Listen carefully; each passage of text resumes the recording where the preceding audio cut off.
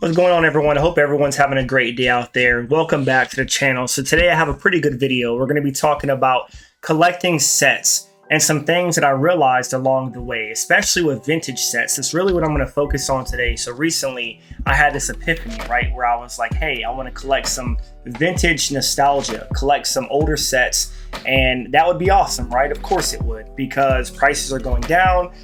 Vintage in certain areas can be had for cheaper, especially the Japanese area, but that's not really what I'm going for. And I'm going for a couple of vintage all the way back to WotC era sets, and some of them are actually not that expensive. So one of them would be Team Rocket, right? If we're not talking about the first edition set, then a Team Rocket set can be had for about $700. That is not bad at all. Now, there's a few things I want to talk about, right? And this, I believe, are going to be great tips for everybody out there who's trying to get into collecting. And if you're trying to, start a set, any set, it could be a modern set in a Scarlet and Violet era, it could be Sword and Shield. It's pretty pricey, right? Because of course, even in the newer sets, right out the gate, you're gonna have cards that just skyrocket, like the Greninja and just your evolutions, right? Even your Terrapagos. The point, right, is there's a few things to consider, some big things to consider that I've learned along the way, and I'm going to teach y'all a few things that I learned along the way. So first and foremost, I tried out a few different apps to try to keep control of the collections that I wanted to grab. And one thing I would not recommend doing is starting off with like 7 master sets or sets, right? Because that is going to be a far stretch.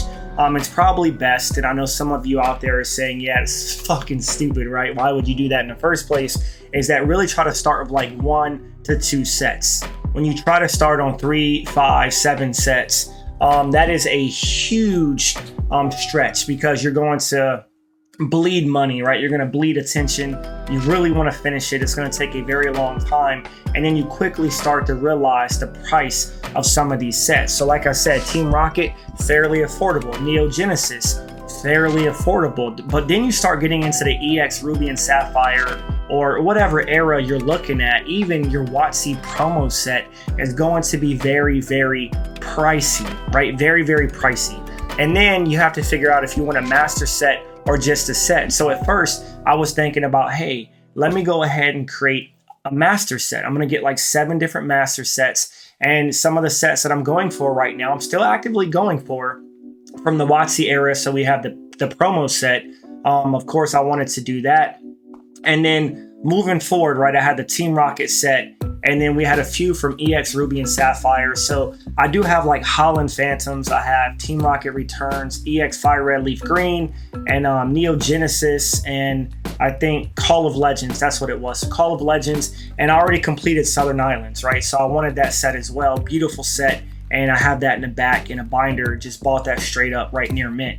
But what you have to focus on is realizing that these older sets, when you're looking at a master set, it's not cheap, because not only do you have 95 to 115-ish cards that get very pricey, right, for your holos and your secret rares and stuff like that, but you also have typically your stamped cards, your reverse holos, just your holo variants. There's like a whole mix of different cards. And one great example would be Team Rocket Returns.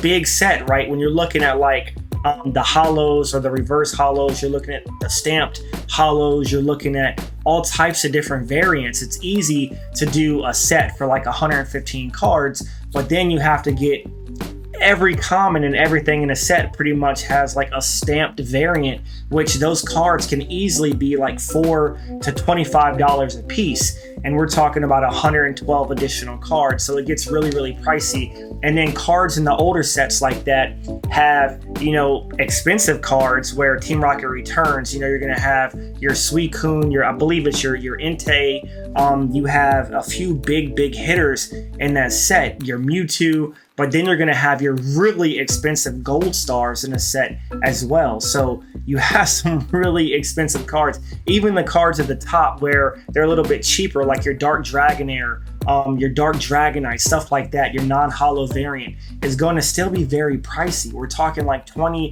to 50 bucks per card. So I think it's easiest, one, is to look at a set that's affordable. right? You have to look at a set that's affordable, doable. Then you have to look at if you want to do a master set or just a set. I would say it's probably best to start with the set. Just focus on that for now and then worry about a master set later.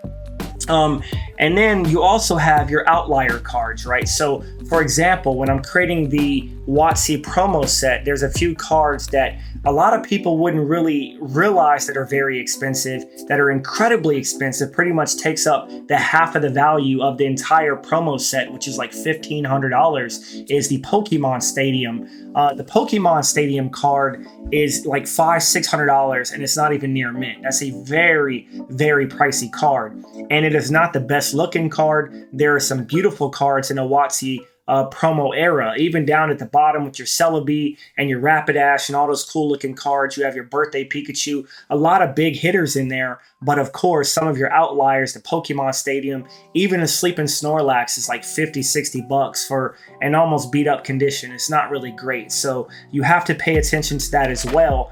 And that's another key point, is that, you know, these cards really drastically change on price depending on their condition, where we're talking LP for lightly played, moderately played, MP, heavily played. And it's really tricky, right? Because here's an example. I went on TCG Player, and this is where we kind of get into where you should buy the cards from. And I'll talk about a few different places that I went to, but I went on TCG Player and I realized that if I go to a seller who has like 50,000 sales, right, then they probably have a huge inventory. So what I'll do is I'll look up a card I want, like, you know, Team Rocket Returns, and see how many they have in their inventory. And you find a lot of cards you want, but then you don't find everything you're looking for. So then you have to go to another seller. And the issue with that is that you're paying all these different shipping fees, and that stuff, it starts to add up as well, right? So if you're trying to buy bulk for like 38 cents a card, then you still have to pay that shipping for $1, a couple dollars, and that stuff adds up. So you want to buy from the same seller where it's worth it. And I also noticed a big difference. It seemed like your smaller sellers would sell some of the more expensive cards. You know, say a card that's like $80, they would have it for like $60, right? And they're a smaller seller. They have like 700 sales. They don't have a lot of cards in their inventory. It's kind of hard to find everything you need just from them, but you have those outliers where it's a lot cheaper from them. Where you go to the big sellers and they're commanding a premium and probably even a worse condition card for more than what you would get near mint from a different store. So you have to pay attention to that. So after that, I realized, look, I'm gonna get away from TCG Player. Not the best for me, right? I got on Veriswap. Veriswap, I didn't make any deals. That's great for trades and stuff like that. I understand you have to pay a percentage to make that trade, which can get really pricey. If you're buying a gold star or something that's a couple $1,000s, you might pay $100-$200 for that trade. And it takes a while. It takes a very long time.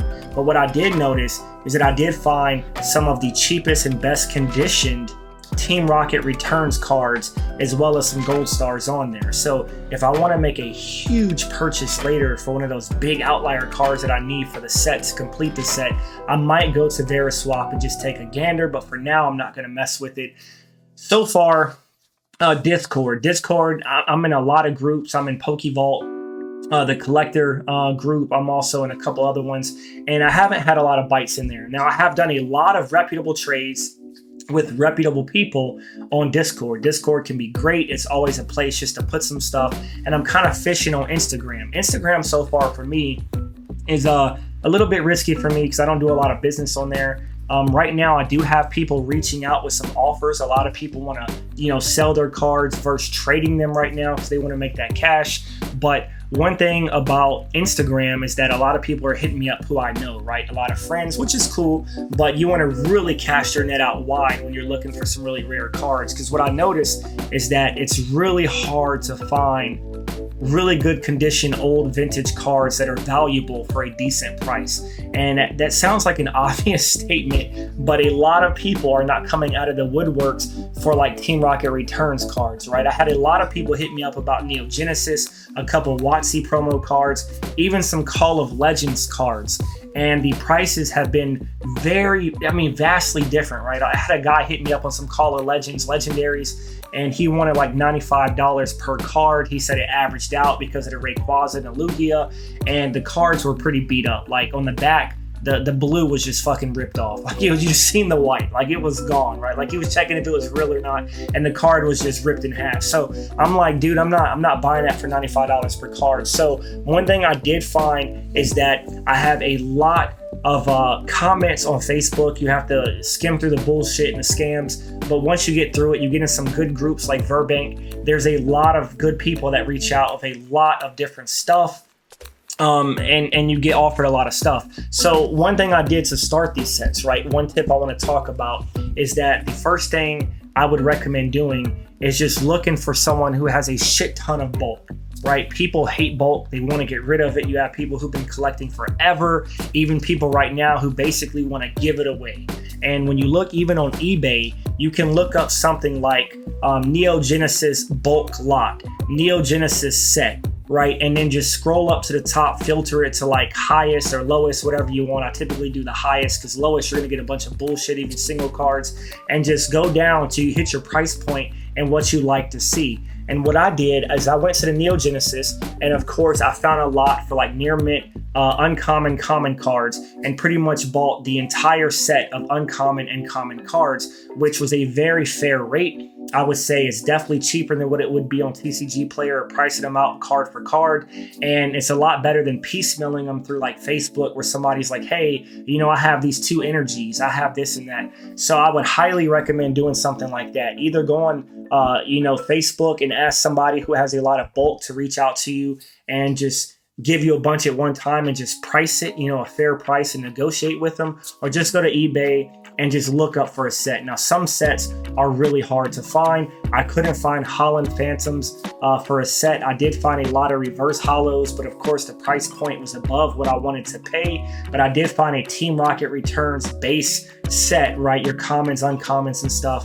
And I also found Neo Genesis, and my buddy traded me a lot of the WotC promos. So if you have some friends who have a lot of extra stuff laying around, hit them up as well. Now, I'm at the point now where I'm not going to care about the master sets for now, right? So like if I mix first edition and non-first edition, that's fine, because to me that first edition is just bumping up the value of my collection. That little signifier doesn't mean a lot to me. I just love to, flip the pages, look at the cards, take me back in time, memory lane, and enjoy the cards as a collector. So that is the big things that I really want to hit on with you guys today. And just let me know, what collection you've thought about collecting. What are some pros and cons that you have to let the people out there know? And today, I know I'm kind of spitballing it, but this is kind of what I've learned over the last few weeks. And it's hard, right? Because as you start knocking out those uncommons and commons, you start to realize that those hollows, let alone the gold stars, are really, really expensive. So another thing that I've done is just sniping stuff on eBay. And it's not always easy, because you have some snipers out there who snipe at the last second, and it usually gets you by like a couple dollars, right? And it pisses me off. And right now I'm going for some of the Call of Legends cards. And typically they run about, I would say, $90 to $150 for LP to near mint per, card, which is like SL1 to SL11, which I believe is the Suicune. And I try to snag the Rayquaza. It's very expensive. Of course, these cards in a PSA 10 are like $1,500, and that's not relevant to me, right? A lot of people are reaching out to me trying to trade me or sell me cards that are in slabs, and they command that higher price. I don't care about having a slab and paying for the price of the slab. I just want the card, right? So I would prefer LP to near mint. But some people's LP is not exactly LP. It could be really beat up or bent and be MP or damaged. So you really have to pay attention to that.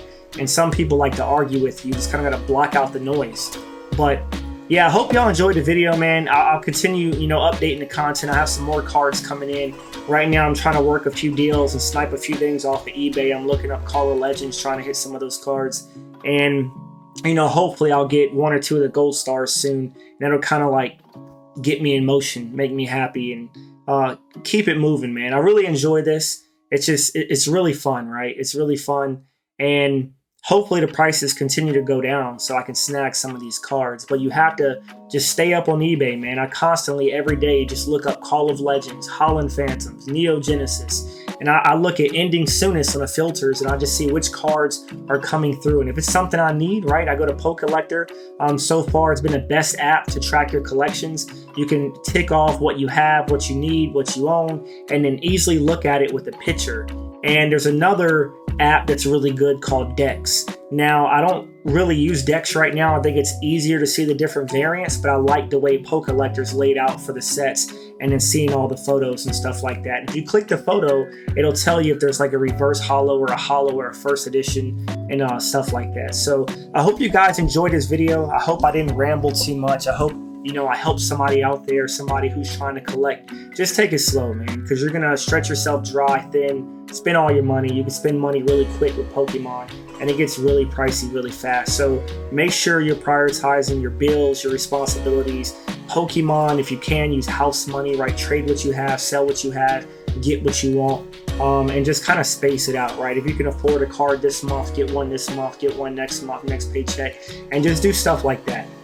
But don't get overzealous, impatient, and just try to go out there and just get everything at one time. Because if I finish these 7 sets now, there's 7 more that I want. So you just gotta take it slow, man. Enjoy the process. Enjoy the process. I know I am. I hope y'all are enjoying something out there. If you're not, get into it. I'm having a ton of fun with Pokemon. I kind of reeled back from like One Piece and other stuff to focus and hone in on this, and I really find a lot of joy in it. So I hope y'all enjoy it with somebody, enjoy it by yourself, whatever it may be. Thanks for tuning in. I'll be back soon with another video. I'll see y'all later. Out.